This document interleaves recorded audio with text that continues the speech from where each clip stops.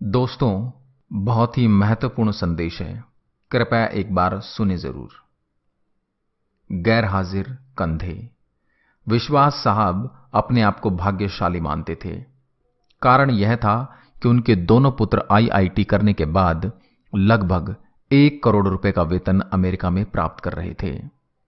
विश्वास साहब जब सेवानिवृत्त हुए तो उनकी इच्छा हुई कि उनका एक पुत्र भारत लौट आए और उनके साथ रहे। परंतु अमेरिका जाने के बाद कोई पुत्र भारत आने को तैयार नहीं हुआ। उल्टे उन्होंने विश्वास साहब को अमेरिका आकर बसने की सलाह दी।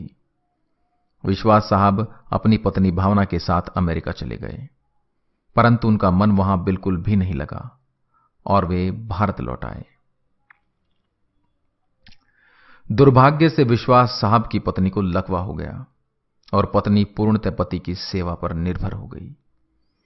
प्रातः नित्यक्रम से लेकर खिलाने पिलाने, दवाई देने आदि का संपूर्ण कार्य विश्वास साहब के भरोसे पर था।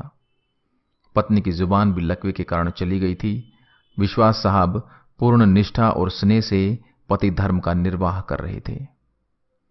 एक रात्रि विश्वास साहब ने दवाई वगैरह देकर भावना को सुलाया और स्वयं भी पास लगे हुए पलंग पर सोने चले गए। रात्रि के लगभग 2 बजे हार्ट अटैक से विश्वास साहब की मृत्यु हो गई। पत्नी प्रातः 6 बजे जब जागी तो इंतजार करने लगी कि पति आकर नित्यक्रम से निवृत्त होने में उसकी मदद करेंगे। इंतजार करते करते पत्नी को किसी अनिष्ट की आशंका हुई। चूंकि पत्नी स्वयं चलने में असमर्थ थी, उसने अपने आप को पलंग से नीचे गिराया और फिर घिसटते हुए अपने पति के पलंग के पास जा पहुंची। उसने पति को हिलाया डुलाया, पर कोई हलचल नहीं हुई। पत्नी समझ गई कि विश्वास साहब अब नहीं रहे। पत्नी की जुबान लकवे के कारण चली गई थी, अतः किसी को आवाज देकर बुलाना भी पत्नी के वश में नहीं था। घर पर और कोई सदस्य भी नहीं था। फोन बाहर ड्राइंग रूम में लगा हुआ था। पत्नी ने पड़ोसी को सूचना देने के लिए घिसटते हुए फोन की तरफ बढ़ना शुरू किया। लगभग 4 घंटे की मशक्कत के बाद वह फोन तक पहुंची और उसने फोन के तार को खींचकर उसे नीचे गिराया। पड़ोसी के नंबर जैसे तैसे लगाए। पड़ोसी भला इंसान था। फोन पर कोई बोल नहीं रहा था, पर फोन आया था, अतः वह समझ गया कि मामला गंभीर है। उसने आस पड़ोस के लोगों को सूचना देकर इकट्ठा किया। दरवाजा तोड़कर सभी लोग घर में घुसे। उन्होंने देखा विश्वास साहब पलंग पर मृत पड़े थे तथा पत्नी भावना टेलीफोन के पास मृत पड़ी थी। पहले विश्वास और फिर भावना की मौत हुई। जनाजा दोनों का साथ साथ निकला।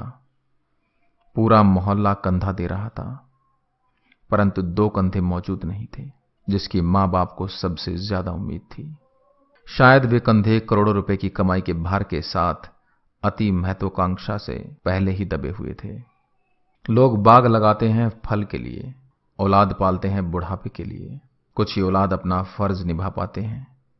अति सुंदर कहा है कवि ने, मत शिक्षा दो इन बच्चों को चांद सितारे छूने की। चांद सितारे छूने वाले छू मंतर हो जाएंगे। अगर दे सको शिक्षा तो दो तुम इन्हें चरण छू लेने की। जो मिट्टी से जुड़े रहेंगे वही रिश्ते निभाएंगे। कृपया इसे बच्चों को जरूर सुनाएं। अच्छा लगे तो अपने दोस्तों के साथ शेयर करें। जय हिंद, जय भारत।